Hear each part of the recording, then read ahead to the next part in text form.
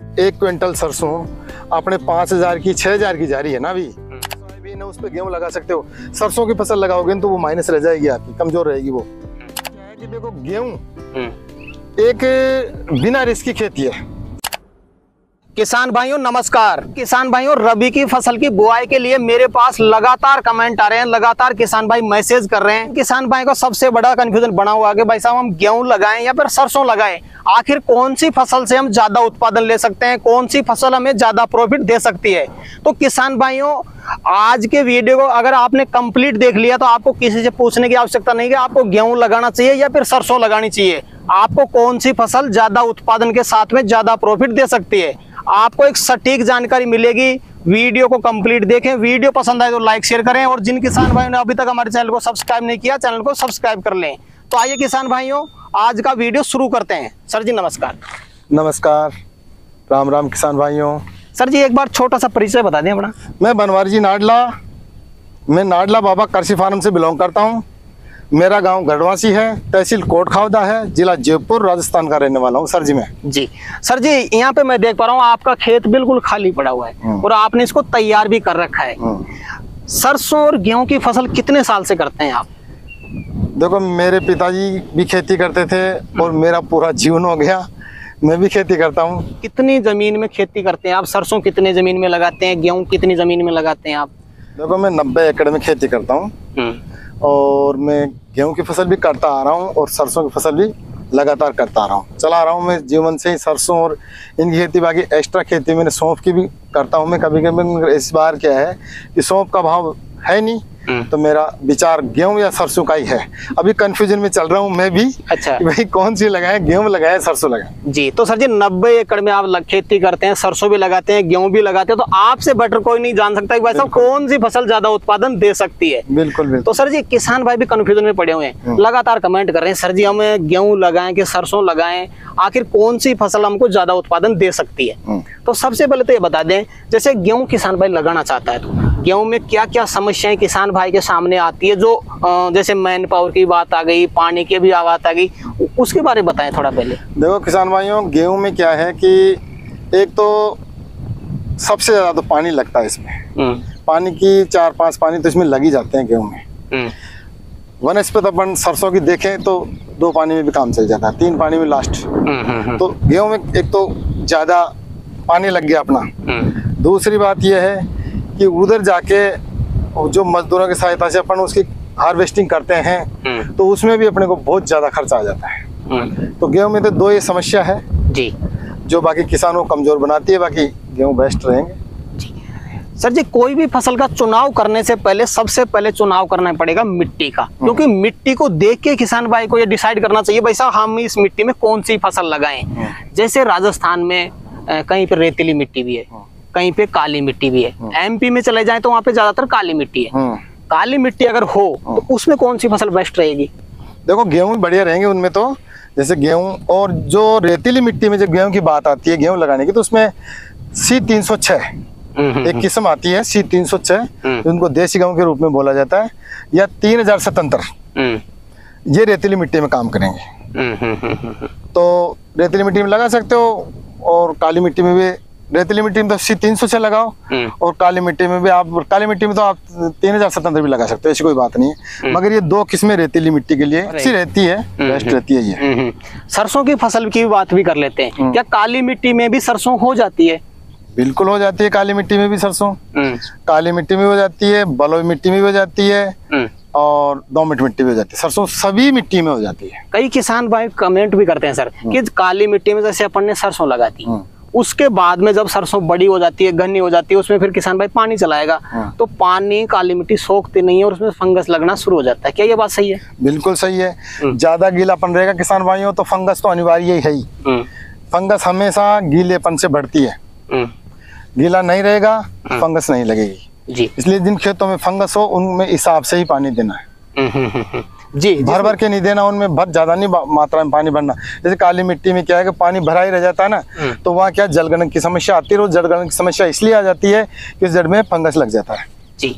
एक और कंफ्यूजन किसान भाइयों को, जैसे बाजरे के खेत खाली हो रहे हैं, कई जगह पे सोयाबीन की कटाई चालू है, उनके भी खेत करीब करीब खाली हो चुके हैं।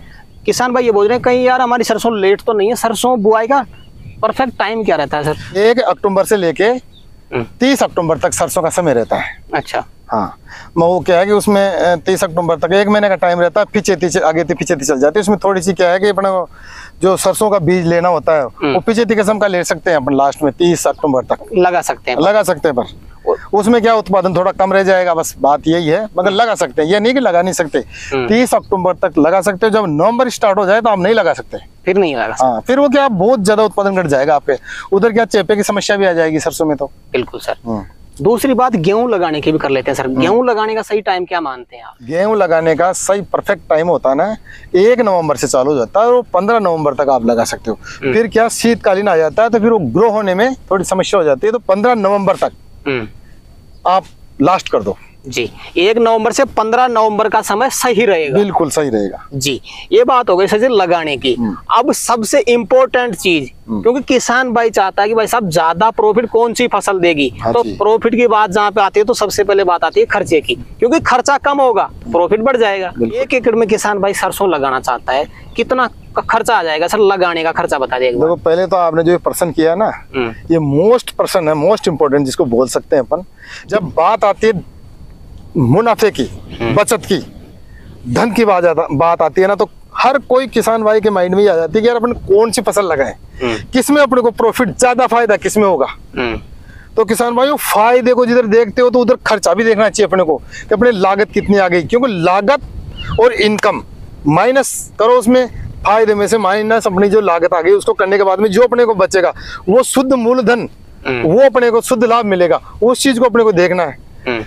तो मेरे हिसाब से तो क्या है कि देखो गेहूं एक बिना रिस्क की खेती है, इसको बिना रिस्क की खेती है गेहूं। सरसों में रिस्क रहती है, इसमें रोग भी ज्यादा आते हैं, फंगस का भी आता है, चेपा का भी आता है और पाले का प्रकोप भी आता है। मगर जो गेहूं की फसल है ना वो सेफ है, इनसे सबसे सेफ है।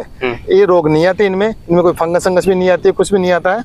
बाकी इसमें क्या खर्चा थोड़ा गेहूं में ज्यादा बढ़ जाता है जी, वो थोड़ा कैलकुलेट करके बताएं सर। गेहूं 1 एकड़ किसान भाई लगाता है तो कितना खर्चा उसको आ जाएगा? देखो किसान भाइयों, जब बात कैलकुलेट की आ गई ना तो आप लगाओ, क्योंकि जो बुआई आप बाजरे पे जो बाजरा आएगा, अभी बाजरा है, सोयाबीन है, उस पे गेहूं लगा सकते हो। सरसों की फसल लगाओगे तो वो माइनस रह जाएगी, आपकी कमजोर रहेगी वो। दूसरी बात ये है कि इस पे गेहूं लगाओगे और खर्चे की बात आती है, जहाँ खर्चा बुआई जुआई, गेहूं में क्या है कि देखो सरसों की फसल तो क्या शुरू से जुलाई से ही उसकी बोनी हो जाती है, मतलब कल्टीवेटर वगैरह चला ही रहने पड़ते हैं, अपने को चलाते रहेंगे। उसमें क्या बुआई जुआई चलती रहेगी। और जो ये गेहूं है उसमें बाजरे की फसल पे भी आप कर सकते हो। अब इसमें आती है खाद की, खाद दोनों में सेम मात्रा में लगेगा 1 एकड़ में, चाहे सरसों करो चाहे गेहूं करो। जी जी। मैंने बताया 1 एकड़ के अंदर 75 किलो DAP, 75 किलो DAP, और DAP नहीं ले रहे हो तो 2 कट्टे सुपर फास्फेट के और 1 कट्टा यूरिया का और 10 किलो उसमें पोटास, ये अपना DAP हो गया। तो ये चीज लोगे तो आपके खर्चा कम लगेगा, लागत कम लगेगी जी। और DAP ले रहे हो आप, DAP के साथ में आपको मिलाना पड़ेगा पोटास, DAP पोटास, तो इसमें थोड़ी आपके लागत ज्यादा आएगी जी। बाकी दोनों में, सरसों में, इनमें दोनों में बराबर मात्रा में आपको उर्वरक देना पड़ेगा, रासायनिक उर्वरक तो बराबर देना पड़ेगा आपको। अब बात आती है कि उत्पादन की, भाई अपन खर्चा भी लगा दिया, उत्पादन किसान भाइयों, जहाँ सरसों 2 बोरी बैठती है ना तो वहाँ 4 बोरी बैठेगी गेहूं की, गेहूं डबल निकलेंगे। तो डबल निकलेंगे, भाव लगाओ आप 2500 का 3000 का लगाओ, तो 3000 का 6000 की हो गई जी। एक बोरी अपने 1 क्विंटल सरसों अपने 5000 की 6000 की जा रही है ना अभी, 6000 मान लो आप, तो लगभग आइडिया देखो, रेट है तो 19-20 होती रहती है, 6000, और गेहूं चल रही है 2500, तो वो 6000 और ये 2500 तो डबल हो गए, 5000 के गेहूं हो गए, तूड़ी बच गई उधर, तूड़ी बच गई, तो तूड़ी बच गई ना, तो तूड़ी आपके मजदूर जो काटेंगे ना, उनके हार्वेस्टिंग करेंगे ना मजदूर, वही तुम्हारी तूड़ी को ले जाएंगे।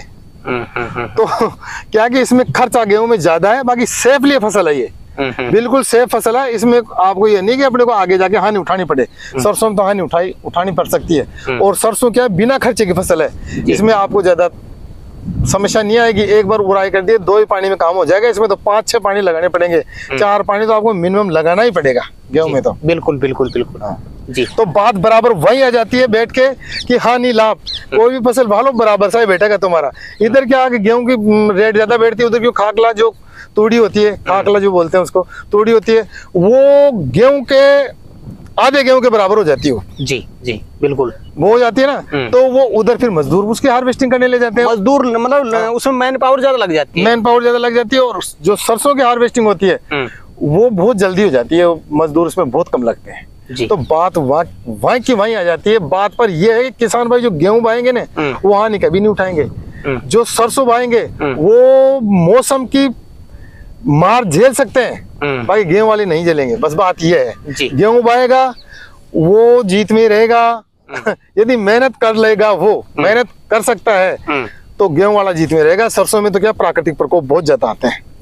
लेकिन सर कई किसान भाइयों के पास में राजस्थान की बात करें तो कई इलाकों में पानी की कमी आज भी है, तो कम पानी में तो किसान भाई गेहूं नहीं लगा सकता। नहीं, बिल्कुल सरसों लगाओ तो बात तो वहीं बराबर बैठेगी जाके। आप जिनके पास पानी की कमी है वो अपनी सिचुएशन देख ले किसान भाइयों, जिनके पास ज्यादा है। अब मैं भी क्या आधी जमीन में गेहूं लगाऊंगा और आधी में सरसों लगाऊंगा, क्योंकि मेरे पास पर्याप्त पानी है। अब पर्याप्त पानी है मेरे पास, पूरी जमीन पिला सकता हूँ, मेरे पास कुएं है, मेरे पास सोलर पैनल लगे हुए हैं, मोटरें लगी हुई है, इंजन लगे हुए हैं, सब कुछ सुविधा है मेरे पास।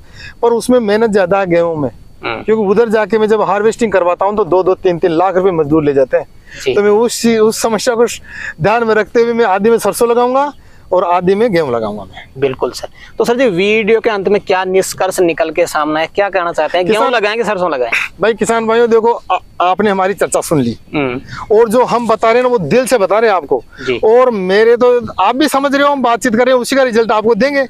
तो क्या है कि मेरे समझ में तो ये आ रहा है कि देखो कान इधर का पकड़ो चाहे इधर का पकड़ो, बात बराबर आएगी जी। बात यह है कि जो गेहूं लगाएगा वो प्राकृतिक प्रकोप कम झेलेगा, जो सरसों लगाएगा वो प्राकृतिक प्रकोप झेल सकता है, क्योंकि पाले की बहुत ज्यादा संभावना इस बार राजस्थान के अंदर की बात कर रहा हूँ, बरसात बहुत ज्यादा हुई है। राजस्थान की बात कर रहा हूँ, राजस्थान हरियाणा वगैरह की इनकी नहीं कर रहा हूँ। उधर तो मौसमी क्लाइमेट ही चेंज है, उधर तो बारिश नहीं हुई उधर तो इस यहाँ पे तो क्या है कि राजस्थान के अंदर तो क्या है कि अब की बार पाले की संभावना बहुत ज्यादा है।